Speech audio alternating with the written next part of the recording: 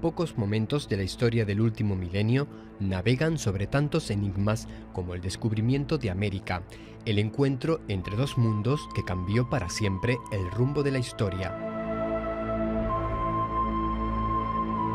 Cualquier libro de historia nos contará que fue el almirante genovés Cristóbal Colón quien, encabezando la tripulación de la Pinta, la Niña y la Santa María, llegó bajo la protección de los reyes católicos a unas tierras nuevas para los europeos, un 12 de octubre de 1492. En ese momento comienza la conquista de un continente repleto de recursos y convertido en un auténtico crisol de culturas, una tierra en que, para sorpresa de los propios invasores, no faltaban civilizaciones con mayor desarrollo y refinamiento que las del Viejo Mundo.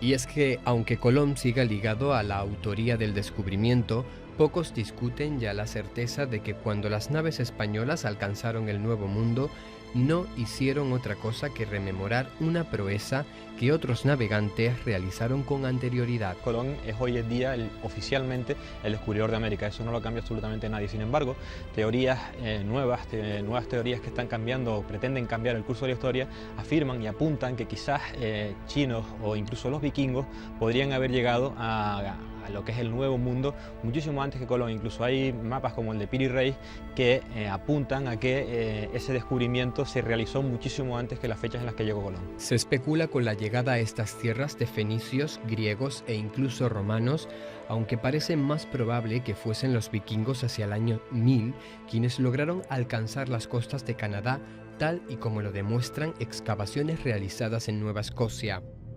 Otros señalan también como viajeros precolombinos a los caballeros templarios e incluso, como proponen recién investigaciones, se apunta a expediciones chinas enviadas por el emperador Zhu Di en el año 1421.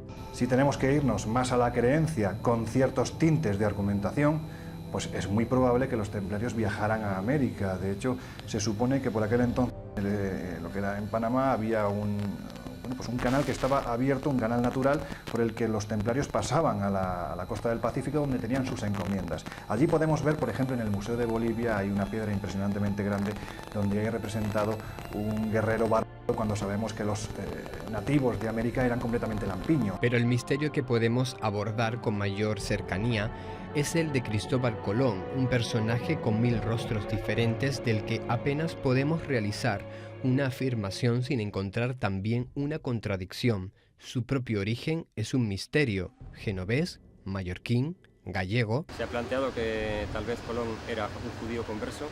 De hecho, hay en las cartas que se conservan dirigidas de Colón a su hijo Diego, al hijo mayor, una inscripción que algunos autores representan como un anagrama judío, querría decir alabado Señor. Aparece en la parte superior izquierda de cada carta.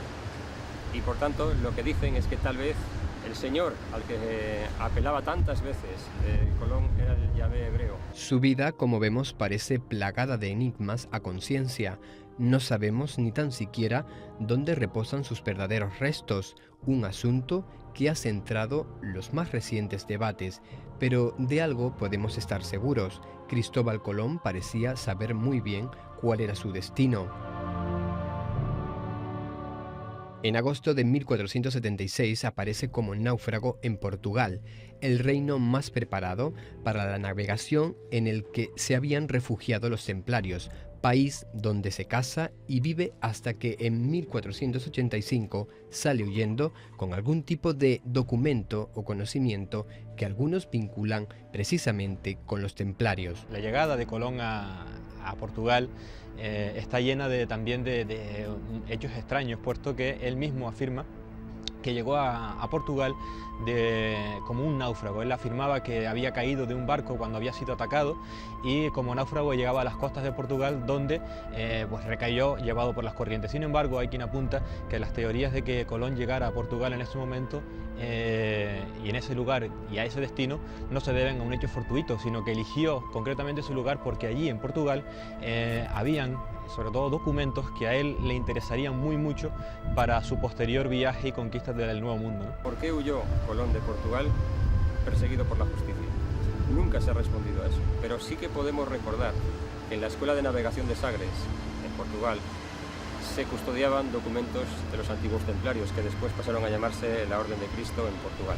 En 1492, Colón logra finalmente hacerse a la mar con la ayuda imprescindible de los hermanos Pinzón, respetados navegantes que encierran muchas de las claves de este enigmático momento histórico y a quien el almirante les debe incluso la vida.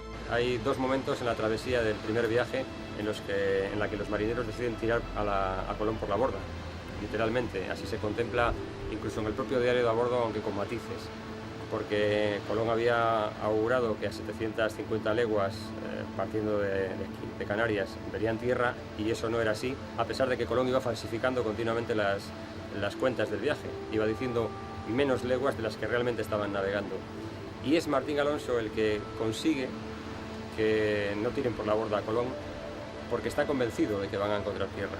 Su propio origen sigue siendo aún hoy un dato desconocido, puesto que se apunta a diferentes lugares, de diferentes procedencias. Una de ellas puede ser mallorquín, gallego, la más aceptada es genovés, pero hay que incluso apunta a que fuera judío. Incluso hay teorías que van muchísimo más allá, donde apuntan a que Colón quizás proviniera de la propia América, con lo cual sería un giro completamente a la historia y a la teoría de su vida en general, ¿no? Al margen de las hipótesis más atrevidas y heterodoxas, incluso en el mundo académico se reconoce la existencia de numerosas incógnitas en torno al personaje y a la proeza de alcanzar el Nuevo Mundo. El catedrático e historiador tinerfeño Antonio Tejera Gaspar entiende que sin cuestionar la versión oficial y la falta de pruebas convincentes se puede otorgar el beneficio de la duda, por ejemplo, a la hipótesis del navegante desconocido. Hombre, caben dos posibilidades. La primera, que ese famoso navegante desconocido, desconocido así como se denomina, aunque parece ser que el nombre era Alonso Sánchez de Huelva, había dado información a Colón cuando estaba en la isla de la Madera, ¿no? Y que se había perdido en un viaje que venían de la costa africana en dirección a la isla de la Madera, haciendo lo que se llama la vuelta por lo largo, es decir, metiéndose hacia el interior del Atlántico, y el alisio los arrastró, y entonces encontraron esas islas. En fin, hay toda una historia que es muy interesante y que pudiera ser, ¿no? Yo no lo rechazo, ¿no? Cabe eso, o cabe también, como es muy frecuente, la creación de leyendas vinculadas a personajes tan singulares como en este caso es la figura de Colón, ¿no? ¿Fueron tal vez los hermanos Pinzón los auténticos artífices del descubrimiento? ¿Se valió Colón exclusivamente de la información obtenida en Portugal?